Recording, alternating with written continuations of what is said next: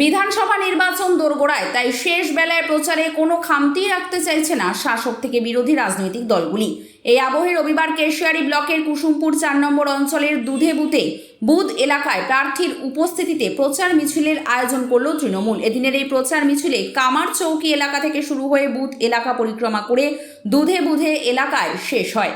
দলীয় পতাকা ও ফেস্টুনে সজ্জিত এই বর্ণাঢ্য মিছিলে কয়েকশো কর্মী সমর্থক পা মেলান। মিছিলে মহিলাদের উপস্থিতি ছিল যথেষ্টই। এদিনের এই মিছিল অঞ্চলের তেঁতুলমুড়ি থেকে শুরু হয়ে কামার চৌকি বাসস্ট্যান্ডে এসে শেষ হয়। মিছিল শেষে কামার চৌকি এলাকায় পথসভা সংগঠিত হয়। পথসভায় বক্তব্য রাখতে গিয়ে নেতৃত্বরা রাজ্য সরকারের একাধিক জনমুখী প্রকল্পের সাফল্যের কথা তুলে ধরেন। সাধারণ মানুষের কাছে আবেদন জানানো হয় উন্নয়নের ধারাকে অব্যাহত রাখতে যেন ঘাসফুল শিবিরের প্রার্থী রামজীবন মান্ডিকে যেন নির্বাচিত করেন। নেতৃত্বরা বলেন, এলাকার মানুষ আমাদের সাথেই আছেন, আজকের এই মিছিলই তার প্রমাণ।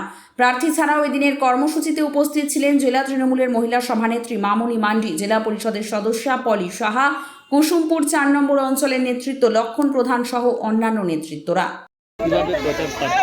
দেখুন, আমরা তৃণমূল কংগ্রেস কর্মীরা এমন একটা রাজনৈতিক দল, আমরা সব সময় মানুষের পাশে থাকি, মানুষের হয়ে কাজ করি।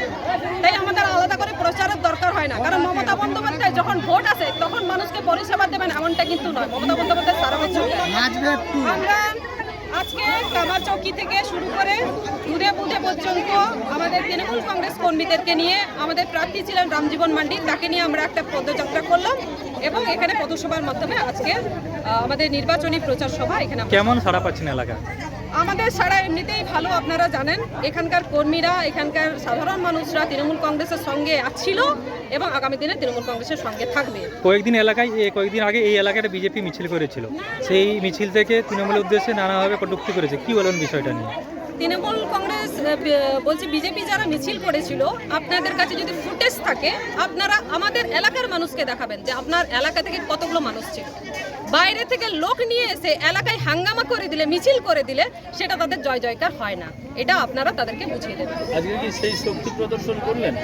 এটা আমরা বাইরে থেকে কোনো লোক আসেনি, আমি বললাম আগে থেকে, আজকে শুধু আমাদের দুধে বুধে কামার চৌকির লোককে নিয়ে আমরা নির্বাচনী প্রচার সভা যেমন হয় পদযাত্রা, আমরা সেই পদযাত্রাটাই করলাম। আমরা কোনো শক্তি প্রদর্শন করিনি।